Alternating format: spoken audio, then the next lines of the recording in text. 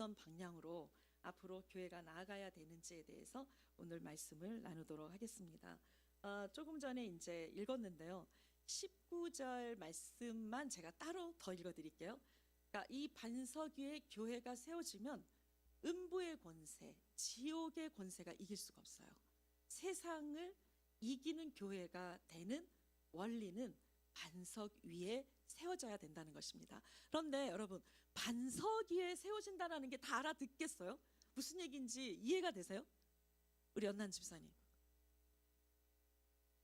반석 뭔가 알 것 같기는 한데 좋은 말씀인 것 같은데 단단한 돌 맞았어요. 근데 이게 중요한 포인트예요. 왜냐하면은 똑같은 말씀에 모래 위에 교회가 세워질 수도 있거든요. 모래 위에 세워지면 다 무너지는데 반석 위에 세워지면 태풍이 불어도 끄떡도 하지 않는다. 이런 말씀인데, 그런데 어쨌든 제가 하는 질문의 요지는 뭐냐면, 이 마태복음 16장 18절만 이렇게 가만히 알 것 같은데 뭔 얘기인지 정확하게 모르겠어요. 그래요, 안 그래요? 좀 추상적인 개념인 거죠. 반석, 물론 예수 그리스도를 상징하죠. 근데 예수 그리스도 위에 교회가 세워진다는 건 어떤 교회지? 와, 이게 무슨 교회지? 어떻게 세워진 교회지? 그리고 우리가 뭘 어떻게 하라는 거지? 라는 두잉이 많이 빠져 있어요. 행동 지침들이 이것만 가지고는 모르겠다는 거죠. 그죠? 그렇기 때문에 말씀을 묵상해서 이 속에 담겨져 있는 엄청난 비밀과 보석들을 캐내는 게 묵상이라고 생각합니다. 대부분 성경 말씀은 이렇게 추상적인 개념들이 대부분이죠. 그리고 이것들이 이렇게 서로 질문과 화답을 하면서 성경은 온전히 하나가 되어 있습니다. 완벽하게 예수 그리스도로 하나가 되어 있습니다. 여러분, 여기에서 19절을 제가 조금만 더 읽어보면, 내가 내게 하늘나라의 열쇠를 줄 것이다. 무엇이든 네가 땅에서 매면 하늘에서도 매일 것이요, 네가 땅에서 풀면 하늘에서도 풀릴 것이다. 이러한 천국의 열쇠를, 음부의 권세를 이기는 교회에게 하나님이 주시겠다라고 하는 것입니다. 푸는 권세와 묶는 권세가 우리에게 있다는 거죠. 저는 우리 교회가 이러한 권세를 가진 세상을 이기는 교회, 예수 그리스도 터 위에 견고하게 세워진 교회로 성장하고 부흥되기를 축복합니다. 아멘. 그래서 오늘은 이 말씀의 의미를 설명하는 날이죠. 이게 우리 교회가 세워진 이유이기 때문에요. 여러분들은 새 힘을 어떻게 얻을 수 있다고 생각합니까? 사실은 이민교회 와서 제일 많이 느꼈던 게 뭐냐면, 사람들은 피곤해요. 일주일 동안 너무 열심히 일을 한 거예요. 어떤 분들은 토요일 날 밤까지 일을 합니다. 그러면 딱 주일날 하루 쉬는 거예요. 그렇기 때문에 주일날 교회에 와서 이런 봉사해라, 저런 봉사해라, 이런 훈련 받아라, 이런 성경 공부해라, 그러면 이게 정말 이것 때문에 시험 드시는 성도님들도 많다는 거죠. 제발 좀 나 좀 가만히 내버려 두면 안 될까? 난 좀 일주일 동안 열심히 일했으니까 주일날 하루만이라도 교회에 오면 위로를 받고 힘을 얻고 싶은데, 뭔가 이렇게 자꾸 봉사를 하다 보면 뭔가 이렇게 탈진이 되고 더 빼앗기는 것 같은 느낌이 든다라는 겁니다. 여러분, 맞습니다. 교회는요, 일하는 데라기보다 먼저 힘을 얻어야 돼요. 지친 내 육신이 회복이 되고, 상한 마음으로 정말 마음이 무너진 내가 주일날 교회에 와서 이 말씀으로 위로를 받고 정말 격려를 받아서 우리가 살아나야 된다는 겁니다. 이게 제일 중요해요. 이거 정말 중요한 겁니다. 내가 살아나지도 않았고 은혜도 못 받았고 위로도 못 받았는데 뭔가 쏟아내놓기만 해야 한다면 탈진이 돼서 우리부터가 쓰러지게 될 거라는 것입니다. 여러분, 이제 어떤 면으로 보면 우리 여기 앉아 계신 분들은 다 그걸 경험했잖아요. 진정한 위로는, 사랑하는 사람의 말 한마디는 진짜 좋아요, 행복해요. 오래 가지가 않는다는 거예요. 맛있는 음식도 그때는 너무 행복해요. 오래 가질 않아요. 그런데 예수 그리스도의 그 위로는, 이제부터는 내가 그 위로를 한번 뜨겁게 경험을 하면 환난이 닥쳐와도, 정말 고난이 닥쳐와도 그 상황에서도 하나님으로 인한 기쁨과 위로가 넘쳐나더라는 겁니다. 그렇기 때문에 일주일 동안 여러분들이 일상 삶에서 지쳐있던 내 몸과 마음이 교회에 와서 진정한 위로를 받으려면 예수 그리스도로 진정한 위로와 새 힘을 얻는 것이 교회의 본질이라고 하는 것입니다. 여러분, 첫 번째 우리 한번 띄워주실래요? PPT에 다 같이 읽어보세요. 시작. 그리스도가 주인이 되어 말씀과 성령이 균형을 이루는 교회. 이 교회는 어떤 의미일까요? 여러분, 예수 그리스도는 곧 빛이고 생명이고 말씀입니다. 예수 그리스도가 주인이 된다라는 건 우리가 여러 차례 얘기했지만, 교회의 진정한 의미는 그동안 마귀가 주인이었고 마귀를 따라다녔던 우리의 삶 속에 마귀의 말씀이 들려왔어요. 마귀가 주인이 되면요, 마귀의 말에 의해서 끌려다녀야 되고, 악한 영이 힘을 주어서 더 죄악 가운데로 우리를 끌어가는 게 세상이었습니다. 교회라고 하는 건 뭐냐면, 세상에서 탈출해서 이제는 마귀가 아니라 예수 그리스도가 주인이 되어 이제는 마귀의 말을 청종하는 게 아니라 하나님의 말씀에 청종해서 악한 영이 아닌 성령이 임함으로 우리의 삶에 엄청난 회복과 변화, 하나님의 기적이 일어나게 하는 것이 교회라고 하는 것입니다. 여러분, 그러면 교회는 어떤 면으로 보면 예수 그리스도가 주인이 되었다라는 건 하나님의 말씀에 순종하고, 하나님의 말씀에 순종했을 때 성령이 임하는 교회, 이것이 말씀과 성령이 균형을 이루는 교회라고 하는 것입니다. 자, 그런데 중요한 건 뭐냐면, 하나님의 말씀이 뭘까? 하나님의 말씀은 우리에게 어떤 영향력을 주는 것일까?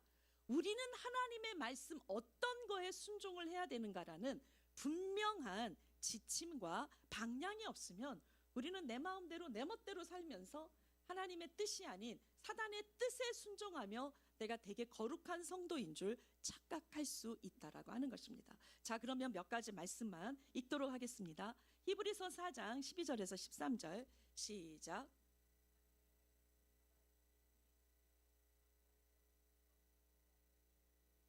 혼과 영과 관절과 골수까지 찔러 쪼개기까지 하며 마음의 생각과 의도를 분별해 냅니다. 그러므로 어떤 피조물이라도 하나님 앞에 숨을 수 없고, 오히려 모든 것은 우리에게 진술을 받으실 그분의 눈앞에 발가벗은 채 드러나 있습니다. 잠깐만요. 잠깐 주목해 보세요. 이 말씀을 바라다 보세요. 하나님의 말씀은 살아있고 힘이 있고, 양날선 어떤 칼보다도 더 예리하다 했습니다. 자, 하나님의 말씀은 곧 뭡니까? 그러니까 이퀄 뭡니까? 응? 나와 있잖아. 힘이 있고 양날선 뭐보다 더 예리해? 칼. 자, 하나님의 말씀은 곧 뭐예요? 칼. 칼보다 더 예리하다. 여러분, 하나님의 말씀은 성령의 검, 칼입니다. 칼. 그죠? 이 칼은 찌르는 거예요. 근데 어느 정도로 찌르냐면 아주 예리해서 혼과 영과 관절과 골수까지 찔러 쪼개기까지 하며 우리의 마음의 생각과 의도를 분별해 낸다고 합니다. 자, 이것이 하나님의 말씀은 칼입니다. 찌릅니다. 13절에 하나님의 말씀이 우리를 찌르면 어떤 일들이 일어납니까? 13절에 한번 딱 단어 하나를 찾아보세요. 어떻게 되죠? 숨을 수 없어요. 결정적인 단어가 그분의 눈앞에 어떻게 된다요? 벌거벗은 채 드러나게 되는 겁니다. 여러분, 이것이 말씀의 위력이에요. 이게 드러나는 게요, 드러나기만 하면요, 어둠이 떠나고 귀신이 떠나고 엄청난 성령이 임하기 시작합니다. 드러날 때 성령이 임합니다. 말씀의 위력은 칼이고, 이 칼이 우리를 찔렀을 때 우리 안에 있는 생각과 의도들이 벌거벗은 채 드러나는 것, 이것이 말씀의 영향력이에요. 또 하나 볼까요? 자, 누가복음 2장 35절 시작. 칼이 당신의 마음도 찌를 것입니다. 그래서 이제 많은 사람의 마음속 생각이 드러나게 될 것입니다. 이거 제가 요즘 엄청 많이 써먹는 말씀이어서 이거 누가 얘기한 거예요? 아기 예수님이 태어나셨을 때 시므온이 성전에서 예수님을 기다리다가 드디어 아기 예수님을 만났습니다. 요셉과 마리아에게 예수님에 대한 예언입니다. 예수님은 칼이라는 거예요. 당신의 마음을 찌를 거다. 이게 예수님 사역이에요. 많은 사람의 마음속 생각이 드러나게 된다. 여러분, 예수님은 말씀이고 예수님은 빛이고 생명이신데 예수님의 이 말씀이 우리를 찌를 때 여기도 드러나게 될 거라고. 뭐가요? 마음속 생각이 드러나게 된다는 겁니다. 여러분, 에베소서 5장 10절에서 14절 말씀을 또 한번 읽어보겠습니다. 시작. 여러분은 주를 기쁘시게 할 것이 무엇인지를 분별하십시오. 여러분은 열매 없는 어둠의 일에 상관하지 말고 오히려 그것을 꾸짖으십시오. 그들이 은밀히 행하는 일들은 입에 담기조차 부끄럽습니다. 그러나 책망을 받는 모든 것들은 빛에 의해 드러납니다. 이는 드러나는 것마다 모두 빛이기 때문입니다. 그러므로 이렇게 말씀하셨습니다. 잠자는 사람이여 깨어나라. 죽은 사람 가운데서 일어나라. 그리스도께서 내게 비추시리라. 여러분, 여기에서 보면은요, 지금 계속 어떤 말씀이 반복되냐면 열매 없는 어둠의 일, 그리고 은밀히 행하는 일들, 입에 담기조차 부끄러운 일들, 책망을 받는 모든 것들은 우리는 다 감추고 싶어요. 그게 세상의 영입니다. 이거 자꾸 감춰야 돼요. 그러나 이런 모든 것들은 빛에 의해 어떻게 된다고요? 13절에 드러납니다. 여러분, 이게 말씀 사역입니다. 14절에 이게 내 속에 있는 이런 악하고 더러운 책망을 받는 이런 모든 것들이 드러나면 모두 뭐가 된다? 빛이 된다라는 것입니다. 14절에 이 말씀에서 정말 중요한 핵심은 뭐냐면 율법주의가 딴 게 아니에요. 사단의 정신은요, 항상 하나님의 진리와 하나님의 원리와 하나님의 도구를 싹 가져다가 완전히 쓰레기로 만들어 놓는 게 사단의 짓이에요. 여러분, 여기서도 똑같습니다. 이 말씀의 칼을 내가 아닌 남에게 찌르기 시작했을 때 나의 어떠한 기준으로 그 사람의 생각과 의도를 칼로 막 이게 상담이 아닌 드러내고, 여러분, 그 칼을 그 사람에게 찌르기 시작했을 때 우리가 그 사람은 부끄러움을 당하게 되고 상처를 받게 되고 우리는 그들을 판단하고 비난하게 되는 거죠. 여러분, 이것이 세상의 영입니다. 그런데 그 말씀의 칼로 누구를 찔러야 되죠? 나를 찔러야 됩니다. 여러분, 두 가지 축복이 임하죠. 나를 찌르게 됐을 때 내 마음속 깊은 곳에 내가 왜 이런 행동을 하는지 이유를 몰랐는데 알고 보니까 상처가 있었던 거예요. 트라우마가 있었던 겁니다. 여러분, 그것들이 찔러져서 드러나면 하나님의 엄청난 위로와 세임을 얻게 되는 거예요. 여러분, 요 근래에 제가 어떤 청소년을 상담했는데 경비원 아저씨한테 상처를 받아갖고 트라우마에 걸려서 이제 약간 ADHD, 강박 이런 게 있었던 아이이긴 하죠. 그 아이가 정말 그 하루 종일 경비원 아저씨 생각에 사로잡혀서 정말 얘가 이렇게 좀 이상해져 가고 있었어요. 근데 그 아이가 이런 굉장히 중요한 말을 했어요. 엄마가 네가 이렇게 하나님을 원망하고 불신하면 어떻게 하나님이 너를 도와줄 수 있겠니? 네가 이러면 안 된다라고, 이제 그만 좀 하라고 계속 그 경비원 아저씨 말을 하루에도 몇십 번씩 얘기를 하고 엄마가 이제 막 지긋지긋한 거야. 그러니까 걔가 이제 전화가 왔어요, 저한테. 뭐라 그러냐면, 하나님은 다른 사람을 용서해 줘야 내 죄도 용서해 준다 했는데 나는 그 사람을 용서할 수 없는데 내가 어떻게 하나님 앞에 훌륭한 사람인 것처럼 행동할 수가 있냐고. 난 지금 그게 안 되는데, 나는 지금 정말 하나님도 꼴도 보기 싫고 하나님도 원망스럽고 사랑할 수 없고 용서할 수 없는데, 하나님은 사랑하라고 하셨고 용서하라고 하셨는데 그럼 나보고 어떻게 하라는 거냐고 하루 종일. 그러니까 사단이 계속 그 상처를 주었던 경비원 아저씨 두 사람의 얼굴을 클로즈업 시켜서 얘가 거의 미칠 지경인 거예요. 여러분, 말씀의 빛은 어떻게 그 아이에게 임해야 될까요? 그래서 제가 그랬죠. 당연하지. 내가 네 마음을 한번 얘기해 볼까? 너 그 사람 죽여버리고 싶잖아. 그랬더니 너무 좋아하더라고. 자기 그 사람 죽여버리고 싶다는 거예요. 그게 자기라는 거예요. 그거 하나님한테 이야기하는 게 빛이야. 네가 그것을 이야기하면 위로를 받을 거야. 여러분, 말씀의 칼이 우리를 찌를 때 우리 속에 있는 상처가 드러나서 우리의 타락한 본성 때문에 아파요, 힘들어요, 죽고 싶어요, 정말 하나님 두려워요, 용서할 수 없어요. 이러한 아픔들이 그대로 빛 가운데 드러나야 하나님의 위로와 어마어마한 새 힘을 얻게 된다라는 것입니다. 여러분, 드러나야 됩니다. 또 하나는 이 상처가 드러날 뿐만 아니라 내 안에 무너져 있었던 내 본성이 드러나서 우리가 얼마나 악하고 이기적이고 교만한지도 다 드러납니다. 회개하면 됩니다.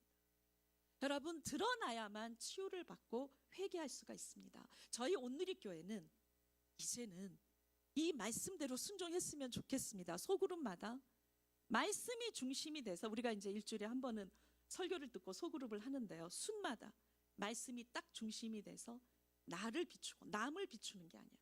말씀은 먼저 나를 비춰서 내 눈에 들보를 빼내고, 그래야 남의 눈에 티도 빼낼 수 있는 거지. 여러분, 그 칼을, 잣대를 가지고 남을 겨냥하면 우리는 엄청난 상처를 주게 되고 피차에 다 망하게 되어 있다라는 것입니다. 여러분, 그래서 성령은 언제 임하시는가? 드러나면 임합니다. 여러분, 뚜껑을 열면 비가 그대로 내려가듯이, 창문을 열면 햇빛이 쫙 들어오듯이, 우리가 드러내면 성령이 임하여 우리로 하여금 말씀과 성령이 균형을 잡는 교회로 나아가게 될 것입니다. 아멘, 아멘. 여러분, 그리고 두 번째 한번 읽어보도록 하겠습니다. 다 같이 시작.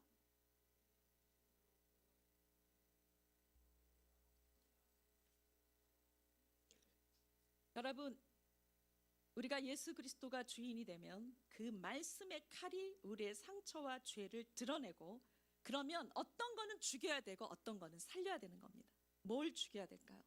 여러분, 내 안에 죄성은 죽여야 되죠. 그러나 우리 안에 죄성 때문에 우리 하나님의 형상이 쓰레기가 되어 있는 겁니다. 교만 때문에 쓰레기가 되어 있고, 인정을 받지 못한 상처 때문에, 열등감 때문에 나를 미워하고 나를 우습게 여기게 되는 이 하나님의 형상은 온전히 살아나야 되는 것입니다. 아멘. 드러났을 때 내가 뭘 죽여야 되는지, 어떤 것을 살려야 되는지를 분별해서 나부터 아름다운 하나님의 형상으로 회복된 다음에는 내 남편, 내 자녀들의, 여러분, 죽여야 될 것과 드러내야 될 것, 회복시켜야 될 것들을 분별하여 우리 자녀들을 온전한 하나님의 형상으로 세우는 저희 부모님들이 되기를 원합니다.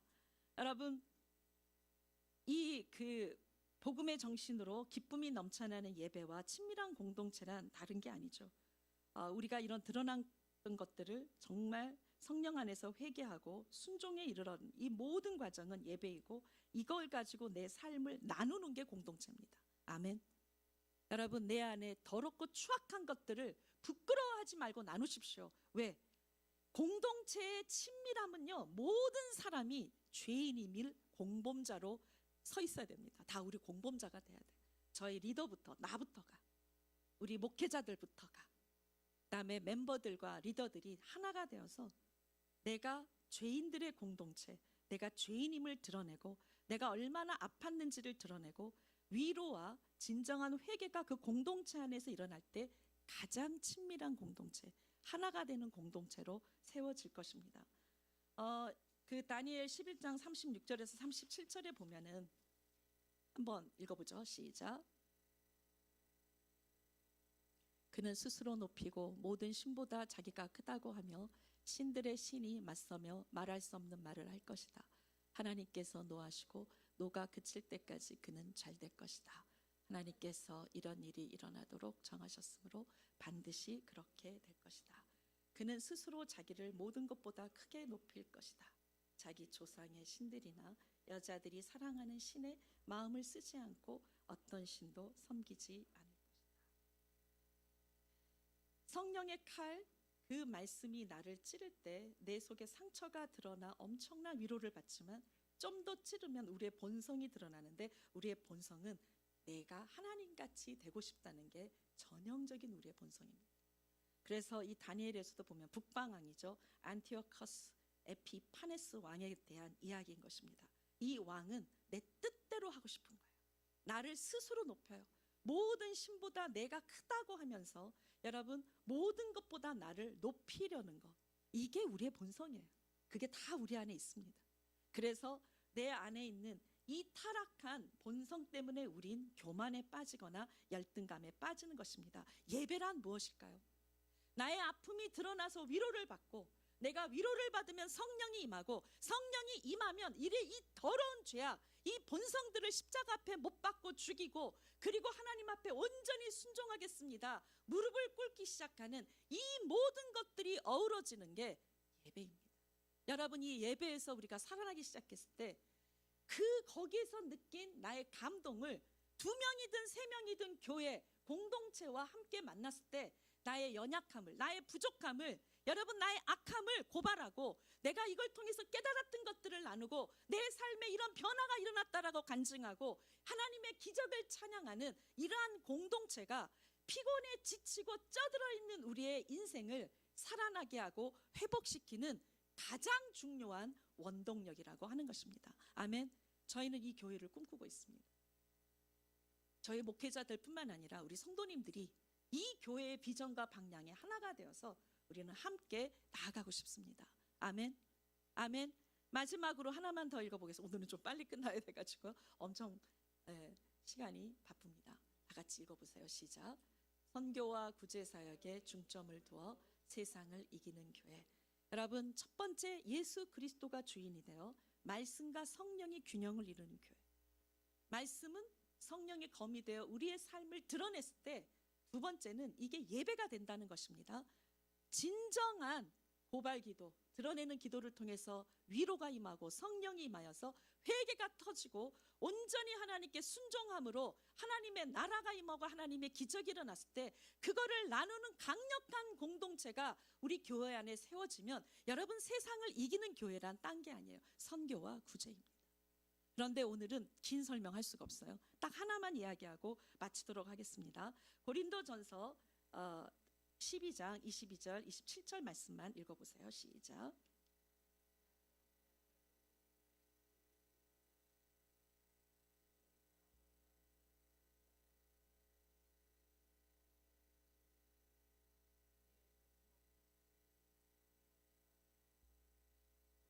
우리의 아름다운 지체들에게는 그럴 필요가 없습니다. 하나님께서는 볼품 부족한 지체에게 더 큰 종기를 주셨습니다. 그리하여 몸에서 분열이 없게 하시고 지체들이 서로 돌아보게 하셨습니다. 만일 한 지체가 고통을 당하면 모든 지체가 함께 고통을 당하고 한 지체가 영광을 얻으면 모든 지체가 함께 영광합니다. 지체입니다. 여러분, 더 약해 보이는 지체, 덜 귀하다고 생각되는 지체, 볼품없는 지체, 부족한 지체가 교회에선 인기가 없죠. 왕따 당하죠. 그러나 요즘 제 안에 이게 뭘까? 이렇게 볼품없는 지체들이 더 큰 아름다움을 갖게 되고 더 귀한 것으로 입혀주는 것이 교회라면 이건 어떻게 하는 게 사역일까? 여러분, 그러면서 오늘 마태복음 25장 40절 45절에 보면은 예수님이 말씀하셨죠. 네가 배고플 때 먹을 걸 줬냐? 내가 배고플 때 목마를 때 물을 줬니? 이러면서 무엇이든 너희가 여기 있는 내 형제들 중 가장 보잘것없는 사람에게 한 게 내게 한 거다. 이 중에서 가장 보잘것없는 사람에게 하지 않는 것이 곧 내게 하지 않는 것이다. 결론, 여러분들 세상을 이기고 싶잖아요. 그죠? 마귀를 이기고 싶죠? 음부의 권세가 이기지 못하는 사람들로 세워져 있기를 원하죠? 비법은 딱 하나입니다. 여러분, 우리 가운데 가장 보잘것없는 사람을 존중히 여기는 거예요. 근데 우리는 그게 뭔지도 몰라요. 우리는 적선하듯이 돈을. 그래서 저는 오늘 시간이 있었으면 폴킴 목사님에 대한 이야기를 나누고 싶었고, 이제 오늘 최병훈 집사님께서 선교 비전, 선교 헌금 작정하는 시간이 있는데 영상을 보여줄 것이며, 그 중에 이제 메릴랜드의 절맨타운에서 그 정신과 카운셀러면서 목사님이신 폴킨 목사님이 하시는 긍휼 사역에 저희가 엄청 충격을 받았어요. 그런데 더 감사했던 건 뭐냐? 우리가 이걸 추구하고 있었거든요. 교회는 가장 약한 자 한 사람에게 예수님처럼 대할 때 이게 마귀를 이기고 세상을 이기는 엄청난 힘이에요. 근데 이 비밀이 뭔지를 모르겠는 거예요. 존중함이라는 게 어떻게 하는 거지? 폴킴 목사님을 통해서 우리는 그 청사진을 보게 됐습니다. 우리 그 목회자 회의 때 그분이 오셔서 밤 9시 반까지 삶을 나눠주셨는데, 이런 분을 여기에서 만날 수 있었다는 게 우리 교회의 축복입니다. 그래서 이따가 이제 잠깐 소개를 해드릴 건데요. 그래서 선교와 구제가 중심이 되는 교회, 가장 볼품없는 한 사람을 예수님처럼 대접하는 교회, 우리가 꿈꾸는 교회죠. 우리는 그 교회로 나아가길 축복합니다. 사랑하는 아버지, 감사합니다. 오늘 말씀을 통해서 우리 교회가 꿈꾸는 교회, 주보에 나와 있는 이 말씀이 어떤 것인지를 잠시 나눴습니다. 하나님, 이제 정말 우리 교회를 축복하며 하나님께서 우리 교회가 나아가야 될 방향을 분명히 보여주실 것을 믿습니다. 예수님의 이름으로 기도합니다. 네, 아멘. 2019년 서리집사 명단을 발표하겠습니다.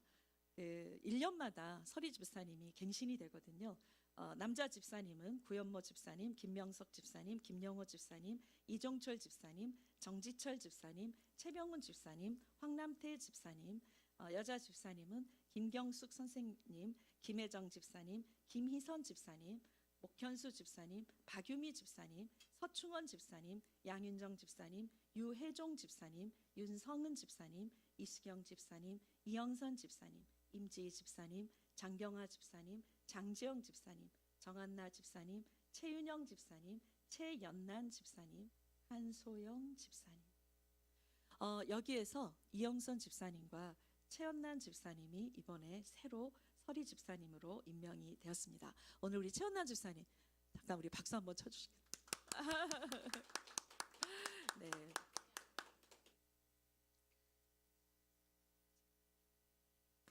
우리 그러면